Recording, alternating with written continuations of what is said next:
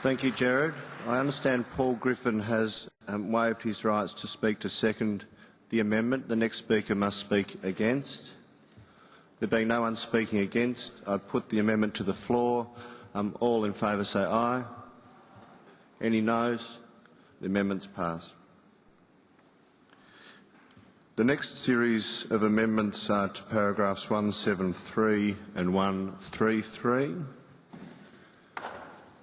And I understand we have Paddy Crumlin to propose those amendments.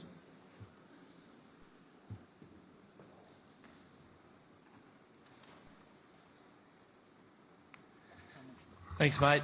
Well, Mark's not here. I was going to congratulate him and give him a tip as an old chairman. You shorten up the speakers at the start, not the end.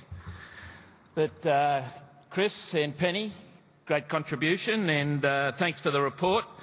Looking forward to reading the book, Chris. You might send it to Lockie. You could do with a few tips. See, I'm here about superannuation too. I've got a very sentimental attachment to it. The miners were the first that negotiated it as an industry-wide agreement for blue-collar workers, followed by the Waterside Workers Federation and the Seafarers back in the late 60s.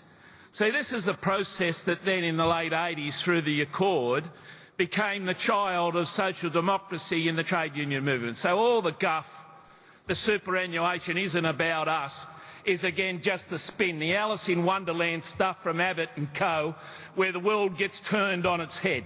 And things that are big are very, very small, and things that are very, very small are very, very big. Well, enough. We created superannuation on the basis of deferred wages. They were negotiated as productivity trade-offs. They were negotiated that we didn't take the wage that day.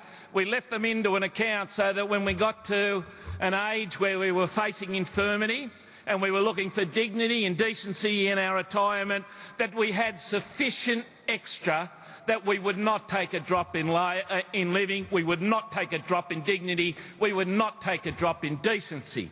That's where superannuation came from the great majority of working men and women in this country. And now we're in a position where it's getting taken away. Well, we have to reclaim ownership.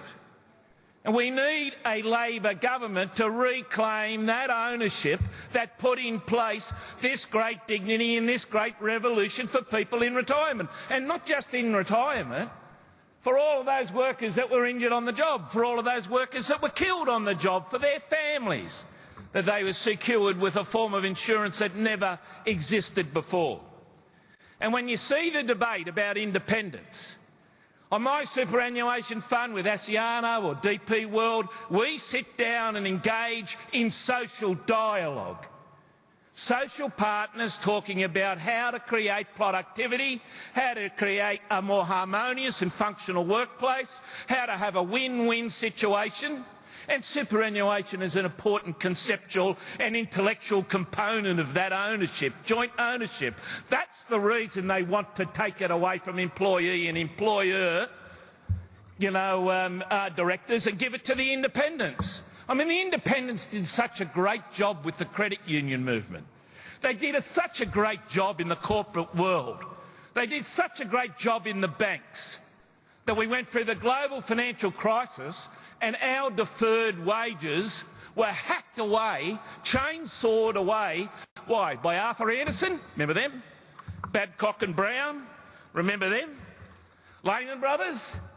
All of these archetypical demonstrations of good corporate governance and independence.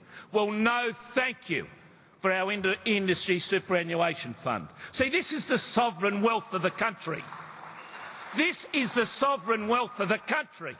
We haven't got a sovereign wealth fund like Norway. We haven't got that in the bank. We're not Dubai. We're not the Saudis. We have superannuation owned by Australian working men and women and their families. And a Labor Party needs to redirect that back. Eliminate the bloody commissions. They're bringing back the financial advisors. What a great job they do at redirecting our superannuation back to the banks that buggered us in the first place during the global financial crisis for securitisation. Now, this is a debate that goes back to the roots of social democracy in the workplace.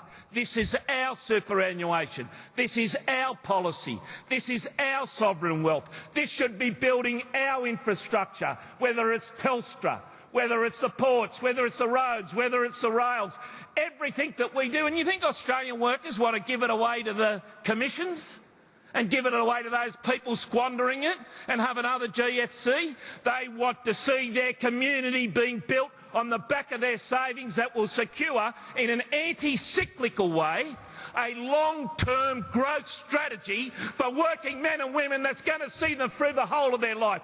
That's Labor. I congratulate the policy, and let's get on with it and reclaim the territory. Thank you, Paddy. I understand Tony Sheldon, Adrian Evans and Cara Keys have waived their rights to speak in support of the amendments. The next speaker must speak against.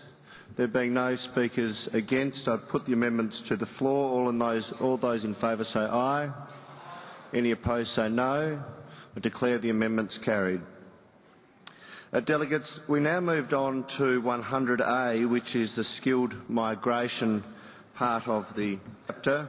Again, regrettably, delegates, because we are short of time, I will ask those speakers from here on in to try and limit their addresses to as close to 1 minute as they possibly can, and we'll do our best to get you through to the lunch break.